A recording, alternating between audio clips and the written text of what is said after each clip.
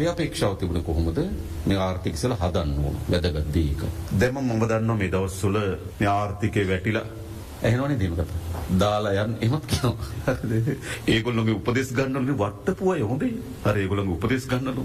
මේ වගේ අර්බුදයකදී මේක පාලනය කරන විදිහ ඒගොල්ලෝ දන්නවලු. දන්නේ කොහොමද දන්නවද? පැනලා ගිහිල්ලා හැංගෙන්න. වෙන කොහොමත් නෑ. නමුත් අපි මේ තිබුණු ආර්ථිකේ අපි සැලකිය යුතු හොඳ වර්ධනයකට ගෙනලා තියෙනවා. ඒ අනුව ගත්තොත් අපේ භාණ්ඩාගාරයේ කෝටි ලක්ෂයක විතර ඉතුරුවක් තියෙනවා. දැන් ටිකක් අඩු වෙලා තියෙනවා. මේ දික්තෝ වලට වියදම් ටික අඩුයි. නමුත් කෝටි ලක්ෂයක විතර තැන්පතුවක් එක වෙලා තියෙනවා. ඒක වැදගත් නෙමෙයිද? ලංකා ඉතිහාසයේ වැඩිම ජංගම ගිණුමේ ධන අතිරික්තයක් අපි හැදුවා. ඒක ආර්ථික වැදගත් සාධකයක්. සියලු සාධක වලින් අපි ආර්ථිකයේ ප්‍රශස්ත මට්ටමකට ගෙනල්ලා තියෙනවා.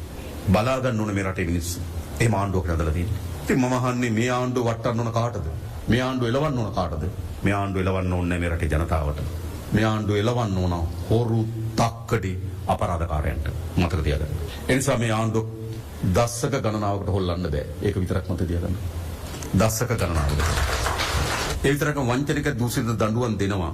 ඒක වැඩිපුර කලබලය ඇවිල්ලා තියෙන්නේ. වැඩිපුර මේ දවස්වල කලබලේ නිකන් සාමාන්‍ය ඉස්සර කලබල වෙන්නේ ඡන්ද කාලට නේද? දැන් ඡන්දයක් තව දුර. හැබැයි හැමදාම කලබල කරනවා. ඇයි හැමදාම කලබල කරන්නේ? ඒගොල්ලෝ දන්න හැමදාම ඒගොල්ලෝගේ චෝදනා අධිකරණයෙන් හමු විභාග වෙන බව ඒගොල්ලෝ දන්නවා. ඒ නිසා ඒගොල්ලන්ට උන කලබලයක් ඇති කරන්න. අපි කලබල වෙන්නේ. එහෙනම් මේ ආණ්ඩුවට දෝහි වෙන්නේ කවුද? පාතාලය සහ පාතාලයත් එක්ක යැපුණු සහ උන්ගේ ආරක්ෂකයෝ. මේ ආණ්ඩුව වටන්න ඕන කියලා කෑ ගන්න ඕන කවුද? කුඩු සහ කුඩු ව්‍යාපාරිකයන් සම්බන්ධ නැති මොකද දන්න මේ මාතර. ඒ ව්‍යාපාරණ එක සම්බන්ධ වෙන දේශපාලන අධිකාරියන්ගේ අදහසක් තියෙනවා. හැබැයි මේ ආණ්ඩුව රකින්න මේ රටේ ජනතාව. ඒ නිසා මම හිතන්නේ වටනවා කියලා කතාවක් වැඩක්ම නෑ ඒගොල්ලන්ට විතරයි. හරිද මේක වටනවා කියලා එකක් නෑ. මේක තව තවත් ජනතාවගේ විශ්වාසය දිනාගෙන ඉදිරියට යනවා.